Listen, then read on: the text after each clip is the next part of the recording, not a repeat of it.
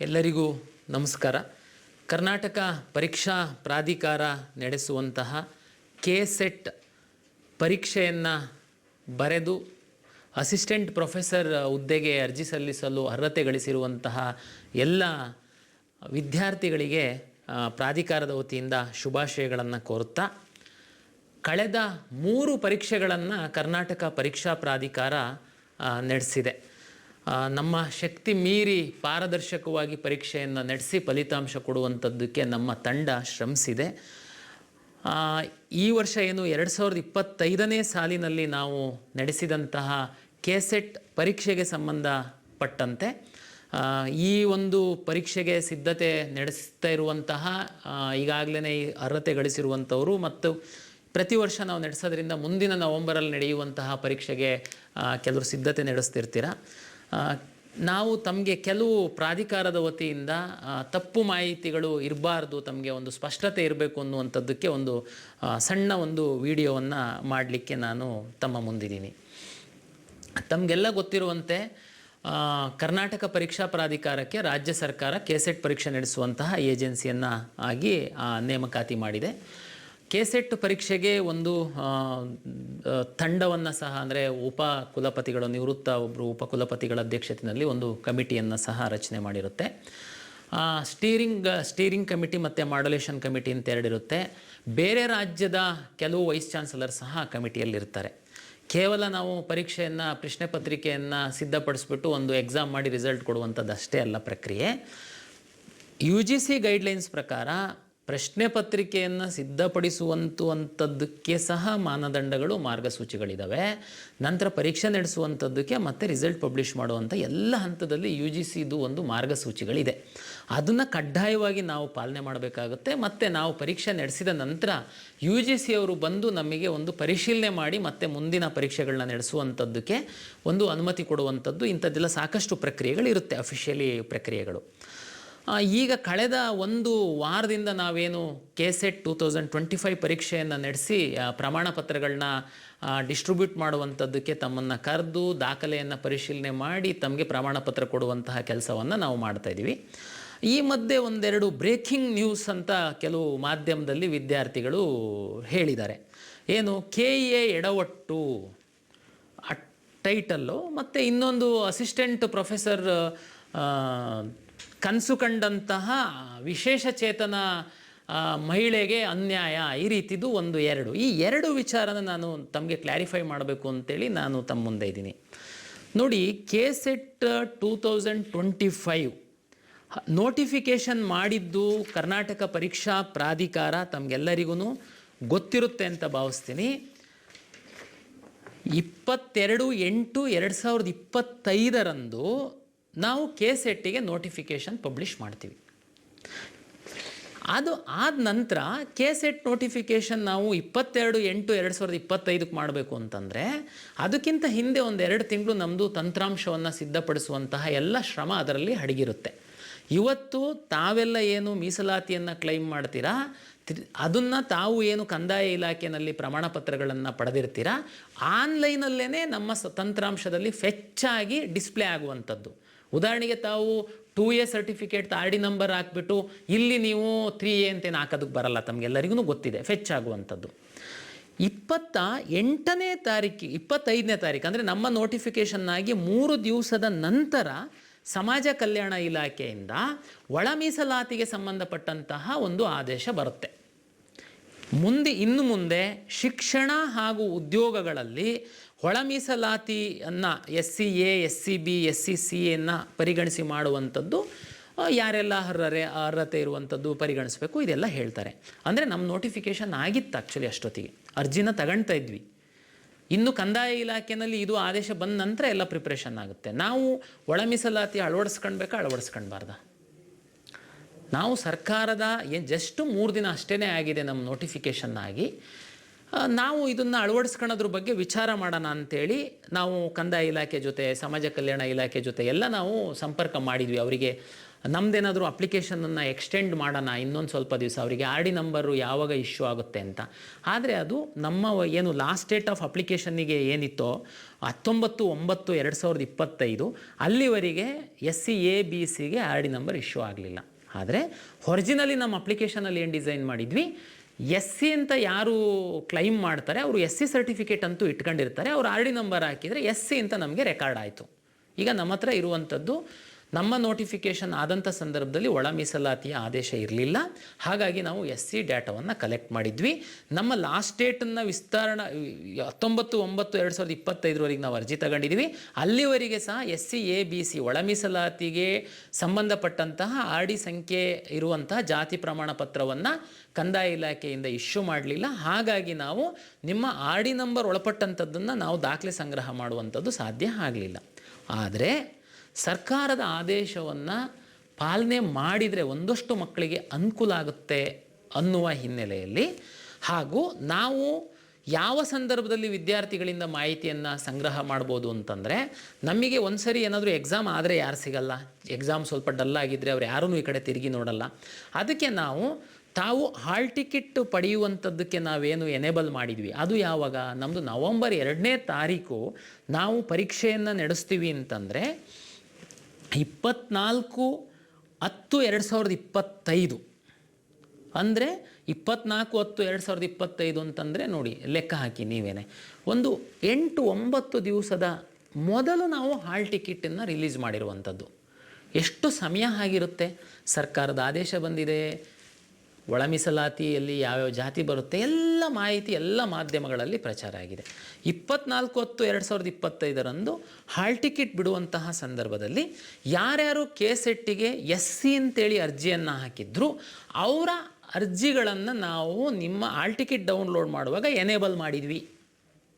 ನಾವು detail notification ಕೊಟ್ಟು request ಮಾಡಿದ್ವಿ, ತಾವು KSETಲ್ಲಿ SC ಅಂತೇಳಿ ಕ್ಲೈಮ್ ಮಾಡಿದ್ದೀರಾ, ಆದರೆ ಸರ್ಕಾರ SC ಒಳ ಮೀಸಲಾತಿ ಇಂಟ್ರೊಡ್ಯೂಸ್ ಮಾಡಿದೆ, SC/A ಬರ್ತೀರಾ ತಾವು, B ಬರ್ತೀರಾ, C ಬರ್ತೀರಾ, ದಯಮಾಡಿ ತಾವು SC ಅಂತ ಹಾಕಿರೋದ್ರಿಂದ ತಾವು ಹಾಲ್ ಟಿಕೆಟ್ ಡೌನ್ಲೋಡ್ ಮಾಡೋದಕ್ಕಿಂತ ಮೊದಲು ತಾವು ನಮೂದು C ಅಂತ ಹೇಳಿದ್ದೀವಿ, ತಮ್ಮ ಅರ್ಜಿಯನ್ನು ಎನೇಬಲ್ ಮಾಡಿದ್ದೀವಿ, ತಾವೆಲ್ಲರೂ ತಮಗೆ ಯಾವುದು A ಬರುತ್ತೆ, B ಬರುತ್ತೆ, C ಬರುತ್ತೆ ತಾವು ಹಾಕಿದ್ದೀರಾ.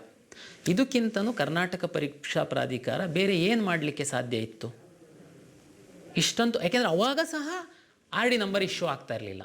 ಇಲ್ಲಾಂದ್ರೂ ನಾನು ಆರ್ ಡಿ ನಂಬರ್ನ ಹಾಕಿ ಅಂತ ಹೇಳ್ತಾ ಇದ್ದೆ, ಇಶ್ಯೂ ಆಗ್ತಿರಲಿಲ್ಲ. ನಾನು ಇದನ್ನೊಂದನ್ನೇ ಮಾಡಲಿಕ್ಕೆ ಸಾಧ್ಯ, ಸರ್ಕಾರದ ಆದೇಶ ಪಾಲನೆ ಮಾಡೋದಕ್ಕೆ ಈ ಒಂದು ಕಮ್ಯುನಿಟಿಯ ಮಕ್ಕಳಿಗೆ ಅನುಕೂಲ ಆಗಲಿ ಅಂತ ಅಂದ್ಕೊಂಡು ಆಯಿತು. ನೀವೆಲ್ಲ ಹಾಕಿದ ಮೇಲೆ ನಾವು ಅದರ ಆಧಾರದ ಮೇಲೆ UGC ಮಾನದಂಡದಂತೆ ರಿಸರ್ವೇಷನ್ ಅಪ್ಲಿಕೇಬಲ್ ಮಾಡಿ ನಾವು SC/A/B/Cಗೂ ಸೇರಿದಂತೆ ಒಂದು ನಿಯಮ ಇದೆ, ಅದರಂತೆ ನಾವು ಸ್ಲಾಟನ್ನು ಫಿಕ್ಸ್ ಮಾಡಿದ್ವಿ. ತಮಗೆಲ್ಲರಿಗೂ ಈಗಾಗಲೇ ಮಾಧ್ಯಮದಲ್ಲಿ ನೋಡಿರ್ತೀರ ತಾವು, SC/Aಗೆ 512, SC/Bಗೆ 484, SC/Cಗೆ 389, ಒಟ್ಟು 1385 ಜನರಲಲ್ಲಿ, ಮತ್ತು 68 PWD ಹಾಗೂ ಟ್ರಾನ್ಸ್ಜೆಂಡರಲ್ಲಿ 1. ಈ ಥರ ನಾವು ಸ್ಲಾಟನ್ನು ಅಲಾಟ್ ಮಾಡಿದ್ದೀವಿ. ಯಾರಿಗೆ ಅಲಾಟ್ ಮಾಡಿದ್ದೀವಿ? ಯಾರು ತಾವು ಅರ್ಜಿಯಲ್ಲಿ ಕ್ಲೈಮ್ ಮಾಡಿದ್ದೀರಾ ಅವರಿಗೆ ನಾವು ಅಲಾಟ್ ಮಾಡಿದ್ದೀವಿ. ಇಲ್ಲಿ KEಯದ್ದು ಏನು ತಪ್ಪಿದೆ? ಇದಕ್ಕಿಂತ ಇನ್ನೇನು ಮಾಡ್ಬೋದಾಗಿತ್ತು KE ಅಂತ ತಾವು ಎಕ್ಸ್ಪೆಕ್ಟ್ ಮಾಡ್ತೀರಾ?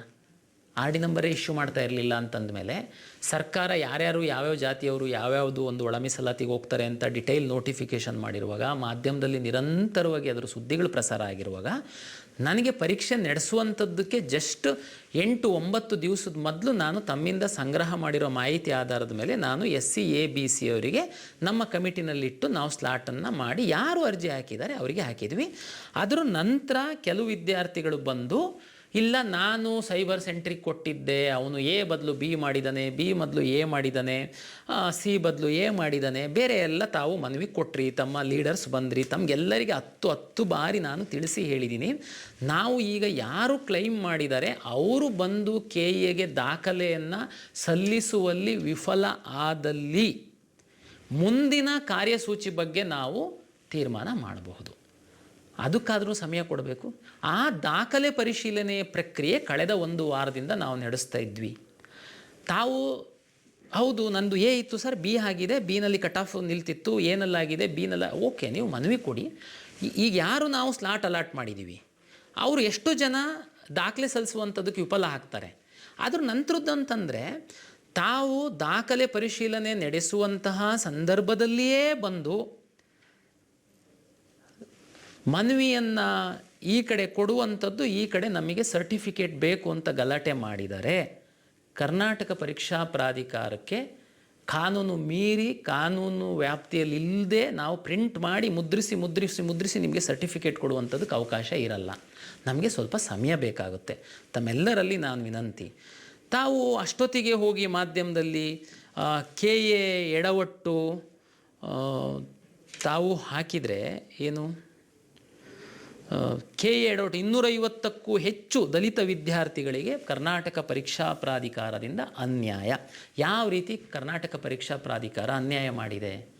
ನಾವು ಅರ್ಜಿ ಕರೆದ ನಂತರ ಬಂದಂತಹ ಆದೇಶವನ್ನು ಚಾಚು ತಪ್ಪದೆ ಸರ್ಕಾರದ ಒಂದು ಆದೇಶಕ್ಕೆ ಒಂದು ಭದ್ರಾಗಿ ನಡ್ಕೊಂಡಿದ್ದೇನೆ ನಾವು ಅನ್ಯಾಯ ಮಾಡಿದಂತೆ ಅಂತಂದರೆ, ಅದಕ್ಕೇ ನಾನು ಹೇಳೋದು, ಕೇಸೆಟ್ಟು ಬರೆದು ಈ ಥರ ಎಡವಟ್ಟು ಮಾಡಿರುವಂಥ ಕೆಲವರು ಇರ್ತಾರೆ. ಅದನ್ನು ಮಾಧ್ಯಮದಲ್ಲಿ ಹಾಕ್ಸುವಂತಹ ಎಡವಟ್ಟು ಗಿರಾಕಿಗಳು ಕೆಲವರು ಇರ್ತಾರೆ.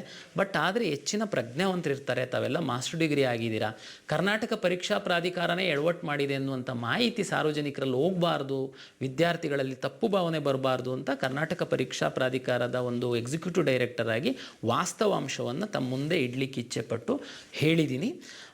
ನಾವು ಇನ್ನೂ ದಾಖಲೆಗಳನ್ನ ಪರಿಶೀಲನೆ ಮಾಡ್ತಾ ಇರೋದ್ರಿಂದ ಎಷ್ಟು ಜನ ಕ್ಲೈಮ್ ಮಾಡಿ ಅವರು ದಾಖಲೆಯನ್ನು ಕೆ ಎಗೆ ಸಲ್ಲಿಸಲ್ಲ, ಅದರದ್ದು ಒಂದು ಡಾಟಾ ಸಿಕ್ಕಿದ ಮೇಲೆ ನಾವು ಮುಂದಿನ ರೂಪುರೇಷೆ ಏನು ಅಂತನ್ನುವಂಥದ್ದನ್ನು ನಮ್ಮ ಸಮಿತಿನಲ್ಲಿ ತೀರ್ಮಾನ ಮಾಡಬೇಕಾಗತ್ತೆ.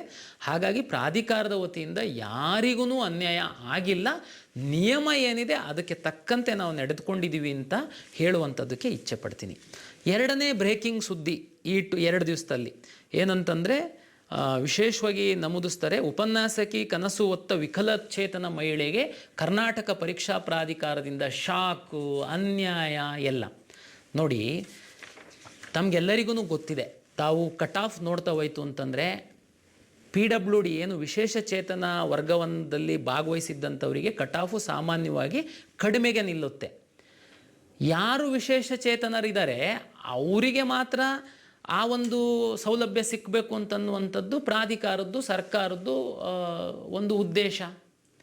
ನೀವು 375 ವಿದ್ಯಾರ್ಥಿಗಳು ಅರ್ಹತೆಯನ್ನು ಪಡೆದಿದ್ದಾರೆ PWDನಲ್ಲಿ, ವಿಶೇಷ ಚೇತನ ವರ್ಗದಲ್ಲಿ ವಿವಿಧ ಹುದ್ದೆಗಳಲ್ಲಿ 375 ವಿದ್ಯಾರ್ಥಿಗಳು ಅರ್ಹತೆಯನ್ನು ಪಡೆದಿದ್ದಾರೆ. ತಮಗೆಲ್ಲ ಗೊತ್ತಿದೆ, KCETನಲ್ಲಿ ಈ ವರ್ಷ ನಾವು 21 ವಿದ್ಯಾರ್ಥಿಗಳ ಮೇಲೆ ಪ್ರಕರಣ ದಾಖಲಿಸಿದ್ದೀವಿ. ಫೇಕ್ PWD ಸರ್ಟಿಫಿಕೇಟನ್ನು ತಗೊಂಡು ಬಂದಿದ್ದಾರೆ. ಇದಕ್ಕೆ ನಾವು ಕ್ರಮ ಕೈಗೊಳ್ಳಬಾರ್ದಾ?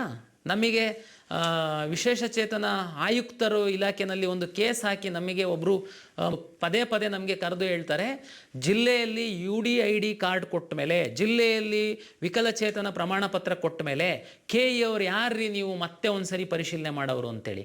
ಹಾಗಿದ್ರೆ 21 ಜನ ಮೆಡಿಕಲ್ ಸೀಟ್ ನಾವೇನಾದ್ರೂ ಅವ್ರ ಮಾತನ್ನು ನಂಬಿ ನಾವು ನಮ್ಮ ಕಾಯ್ದೆಯಂತೆ ನಾವೇನಾದ್ರೂ ಇಲ್ಲೊಂದು ಮೆಡಿಕಲ್ ಬೋರ್ಡನ್ನು ಕಾನ್ಸ್ಟಿಟ್ಯೂಟ್ ಮಾಡಿ ಪರಿಶೀಲನೆ ಮಾಡಿಸ್ಲಿಲ್ಲ ಅಂತಂದಿದ್ದರೆ 21 ನಕಲಿ PWD ವಿದ್ಯಾರ್ಥಿಗಳು ಮೆಡಿಕಲ್ ಸೀಟನ್ನು ತಗೊಳ್ಳೋರು. ಅವ್ರದ್ದೆಲ್ಲ ರ್ಯಾಂಕ್ ನೋಡಬೇಕು ನೀವು, 6 ಲಕ್ಷ 7 ಲಕ್ಷ 8 ಲಕ್ಷ ಇತ್ತು ರ್ಯಾಂಕು. ಜೆನ್ಯೂನ್ ಯಾರಿದ್ದಾರೆ ವಿಶೇಷ ಚೇತನರು, ಅವರಿಗೆ ಅನ್ಯಾಯ ಆಗಲ್ವಾ? ಈ ಬಾರಿ ಸಹ ನಾವೇನು ತೀರ್ಮಾನ ಮಾಡಿದ್ವಿ, KSET ಸಹ ಇಲ್ಲಿ ಏನೋ ಅಪ್ಲಿಕೇಶನ್ ಹಾಕುವಂತಹ ಸಂದರ್ಭದಲ್ಲಿ ನೀವು ಪರೀಕ್ಷೆಯನ್ನು ಬರೆಯೋದಕ್ಕೆ ಬಿಟ್ಟು ಈಗ ಚೆಕ್ ಮಾಡಿ ಅರೆ ದಯಮಾಡಿ ಅರ್ಥ ಮಾಡ್ಕೊಳ್ಬೇಕು. ಈ ಮಾಧ್ಯಮದಲ್ಲಿ ಸಹ ಇವರು ವಿದ್ಯಾರ್ಥಿಗಳು ಏನು ಹೇಳ್ತಾರೆ, ಆ್ಯಕ್ಚುಲಿ ವಾಸ್ತವ ಏನಿದೆ ಅಂತ ಅರ್ಥ ಮಾಡ್ಕೊಳ್ಳೋದೇನೆ ಸುದ್ದಿ ಮಾಡ್ತು ಅಂತಂದರೆ ಈ ಥರದ್ದು ಎಡವಟ್ಟುಗಳಾಗ್ತವೆ. ಆನ್ಲೈನಲ್ಲಿ ಅರ್ಜಿ ಕರಿತೀವಿ ನಾವು, ಅವಾಗೇನಾದರೂ ನಾವು ದಾಖಲೆ ಪರಿಶೀಲನೆ ಮಾಡಿರ್ತೀವ? ನಾವು ಕೆಳಗಡೆ ಡಿಕ್ಲರೇಷನ್ ಕೊಟ್ಟಿರ್ತೀವಿ, ನಾವು ಕೊಟ್ಟಿರುವಂತಹ ಮಾಹಿತಿ ಎಲ್ಲದೂ ಸರಿ ಇದೆ, ಇದು ಏನಾದ್ರೂ ತಪ್ಪಾದಲ್ಲಿ ನಾನೇ ಹೊಣೆಗಾರ ಅಂತನ್ನುವಂಥದ್ದು ತಗೊಂಡು ನಾವು ಪರೀಕ್ಷೆ ನಡೆಸುವಂಥದ್ದು. ಆಮೇಲೆ 375 ವಿದ್ಯಾರ್ಥಿಗಳು ಆಯ್ಕೆ ಆಗ್ತಾರೆ. ಅವರಿಗೆ ನಾವು ಕರೆದು ಮೆಡಿಕಲ್ ಟೆಸ್ಟ್ ಮಾಡಿಸಿದಂಥ ಸಂದರ್ಭದಲ್ಲಿ 31 ವಿದ್ಯಾರ್ಥಿಗಳು ಏನು 40ರಷ್ಟು ಅಂಗವೈಕಲ್ಯತೆ ಇದ್ದವರು ಮಾತ್ರ ವಿಶೇಷ ಚೇತನನ ವರ್ಗದಡಿನಲ್ಲಿ ಸೌಲಭ್ಯಗಳನ್ನು ಪಡೆಯುವಂಥದ್ದಕ್ಕೆ KSET ಒಳಗಡೆ ನಿಯಮ ಇರುವಂಥದ್ದು. 31 ವಿದ್ಯಾರ್ಥಿಗಳು 3%, 4%, 10%, 20% ಎಲ್ಲ ಇದೆ. ಅವರಿಗೆ ಕೊಟ್ಬಿಡೋಣಾಗಿದ್ರೆ ನಾವು ಸರ್ಟಿಫಿಕೇಟು, ಯಾವ ರೀತಿ ಅನ್ಯಾಯ ಆಗುತ್ತೆ? ಯಾವ ರೀತಿ ನಾವು ಕನಸು ಕಾಣೋರಿಗೆ ತಣ್ಣೀರು ಹಚ್ಚಲಿಕ್ಕಾಗುತ್ತೆ? ನಾವು ನಿಯಮ ಪಾಲನೆ ಮಾಡ್ತಾ ಇರುವಂಥದ್ದು ಯಾವ ರೀತಿ ತಪ್ಪು ಅಂತ ಈ ಕೆಲವು ವಿದ್ಯಾರ್ಥಿಗಳಿಗೆ ಮತ್ತು ಮಾಧ್ಯಮದವರಿಗೆ ಕಾಣ್ತು ನನಗೆ ಗೊತ್ತಿಲ್ಲ. ಆದರೆ ನಾನು ನಿಯಮನ ಪಾಲನೆ ಮಾಡ್ತಾ ಇರುವಂಥದ್ದನ್ನು ತಮ್ಮ ಗಮನಕ್ಕೆ ತರಬೇಕು ಅಂತೇಳಿ ನಾನು ತರ್ತಾಯಿದ್ದೀನಿ. ನಾವು ವಿಶೇಷ ಚೇತನ ವರ್ಗದಲ್ಲಿ ಕ್ಲೈಮ್ ಮಾಡಿದಂಥವರಿಗೆ ಕಣ್ಣು ಮುಚ್ಕೊಂಡು ಅವರು ಎಲ್ಲೆಲ್ಲಿ UDID ಕಾರ್ಡ್ ತಗೊಂಡು ಬಂದಿದ್ದಾರೆ ಬ್ಲೈಂಡಾಗಿ ನಾವು ಸರ್ಟಿಫಿಕೇಟ್ ಕೊಡಲ್ಲ. ನಾವು ಇಲ್ಲಿ ಮೆಡಿಕಲ್ ಬೋರ್ಡ್ ಕಾನ್ಸ್ಟಿಟ್ಯೂಟ್ ಮಾಡಿ ಪರಿಶೀಲನೆ ಮಾಡಿ ಅವರಿಗೆ ಅರ್ಹತೆ ಗಳಿಸಿದವರಿಗೆ ಮಾತ್ರ ಪ್ರಮಾಣಪತ್ರ ಕೊಡುವಂಥದ್ದು. ಜೊತೆಗೆ ಈಗೇನು ಇವರು ಈ ಥರ ಜಿಲ್ಲೆಗಳಲ್ಲಿ ತಮ್ಮ ಪ್ರಭಾವವನ್ನು ಬಳಸಿ ಕೆಲವರು ನಕಲಿ ಪ್ರಮಾಣಪತ್ರವನ್ನು 20% ಇದ್ದವರು, 5% ಇದ್ದವರು, ಸಣ್ಣ ಗಾಯ ಆಗಿದ್ದವರು, 40%ಗಿಂತ ಹೆಚ್ಚು ಅಂಗವೈಕಲ್ಯ ಪ್ರಮಾಣಪತ್ರವನ್ನು ತಗೊಂಡು ಬಂದಿದ್ದಾರೆ. ಆ ಸರ್ಟಿಫಿಕೇಟ್ ಕೊಟ್ಟವ್ರ ವಿರುದ್ಧ ಕ್ರಮ ಕೈಗೊಳ್ಳಲಿಕ್ಕೆ ಸಹ ಆರೋಗ್ಯ ಇಲಾಖೆಗೆ ನಾವು ಪ್ರಸ್ತಾವನೆಯನ್ನು ಸಲ್ಲಿಸ್ತಾ ಇದ್ದೀವಿ ಅಂತ ಹೇಳ್ತಾ, ಯಾರು ನ್ಯಾಯಯುತವಾಗಿ ರಾಜಮಾರ್ಗದಲ್ಲಿ ಅರ್ಜಿಯನ್ನು ಸಲ್ಲಿಸಿ ಬಂದು ಪರೀಕ್ಷೆಯನ್ನು ಬರೀತಾರೆ ಅವರಿಗೆ ನಾವು ನ್ಯಾಯವನ್ನು ಕೊಡುವಂಥದ್ದು, ಅಡ್ಡ ಮಾರ್ಗಗಳಲ್ಲಿ ಬಂದಂಥವರಿಗೆ ಕಟ್ ಮಾಡುವಂಥದ್ದು ನಮ್ಮ ಒಂದು ಜವಾಬ್ದಾರಿ, ನಮ್ಮ ಒಂದು ಕಾಳಜಿ. ದಯಮಾಡಿ ಎಲ್ಲರೂ ಸಹಕರಿಸ್ತೀರಾ, ಕೋಆಪ್ರೇಷನ್ ಕೊಡ್ತೀರಾ ಅಂತೇಳಿ ನಾನು ತಿಳ್ಕೊಂಡಿದ್ದೀನಿ. ಈಗ ಯಾರು ಸಕ್ಸಸ್ ಆಗಿದ್ದೀರಾ ಅವರಿಗೆ ಶುಭಾಶಯಗಳು. ಪ್ರತಿ ವರ್ಷ ಕೆಸೆಟ್ ಪರೀಕ್ಷೆಯನ್ನು ನಡೆಸುವಂಥದ್ದಕ್ಕೆ ಸರ್ಕಾರ ಕರ್ನಾಟಕ ಪರೀಕ್ಷಾ ಪ್ರಾಧಿಕಾರಕ್ಕೆ ಒಂದು ಆದೇಶವನ್ನು ನೀಡಿದೆ. ಹಾಗಾಗಿ ಪ್ರತಿ ವರ್ಷ ನಾವು ನವಂಬರಲ್ಲಿ ಪರೀಕ್ಷೆ ನಡೆಸೋದ್ರಿಂದ ತಾವು ಯಾರು ಸ್ವಲ್ಪದರಲ್ಲಿ ತಾವು ಮಿಸ್ ಆಗಿದ್ದೀರಾ, ತಾವು ಇನ್ನೂ ಹೆಚ್ಚಿನ ಪರಿಶ್ರಮವನ್ನು ವಹಿಸಿ ಮುಂದಿನ ದಿನಗಳಲ್ಲಿ ತಮಗೆ ಯಶಸ್ಸು ಸಿಗುತ್ತೆ ಅಂತೇಳಿ ಹೇಳ್ತಾ ಪ್ರಾಧಿಕಾರದ ವತಿಯಿಂದ ಮತ್ತೊಮ್ಮೆ ಎಲ್ಲರಿಗೆ ನಮಸ್ಕಾರಗಳು. Please subscribe my channel, College Anna Guide YouTube channel for more job related, Karnataka job related ಆಗಲಿ, ಎಜುಕೇಷನ್ ಮತ್ತು ಸ್ಕಾಲರ್ಶಿಪ್, ಹಾಗೆ ಸೆಕೆಂಡ್ ಇಯರ್ ಮುಗಿದ್ಬಿಟ್ಟು KCET ಇಂಜಿನಿಯರಿಂಗ್ಗೋಸ್ಕರ, ನೀಟ್ ಮೆಡಿಕಲ್ಗೋಸ್ಕರ, ಡೆಂಟಲ್ಲು ಮತ್ತು JEE ಎಕ್ಸಾಮ್ಸ್ ಎಲ್ಲ ಬರೆದು ಕೌನ್ಸ್ಲಿಂಗ್ ಎಲ್ಲ ಅಟೆಂಡ್ ಆಗ್ತಿರೋ ಸ್ಟೂಡೆಂಟ್ಸ್ ಎಲ್ಲನೂ ನನ್ನ ಚಾನಲ್ನ ಸಬ್ಸ್ಕ್ರೈಬ್ ಮಾಡ್ಕೊಳ್ಳಿ. ಏನಕ್ಕಂದರೆ ನಾನು ಫುಲ್ ಕೌನ್ಸ್ಲಿಂಗ್ ಪ್ರೊಸೆಸ್ನ ವೀಡಿಯೋ ಮುಖಾಂತರ ತಿಳಿಸ್ತೀನಿ. ಮತ್ತು ಕರ್ನಾಟಕದ ಯಾವುದೇ ರೀತಿಯ ಜಾಬ್ ಅಪ್ಡೇಟ್ಸ್ ಆಗಿರಲಿ ನಾನು ನಿಮಗೆ ವಿಡಿಯೋ ಮುಖಾಂತರ ತಿಳಿಸ್ತೀನಿ. ಓಕೆನಾ?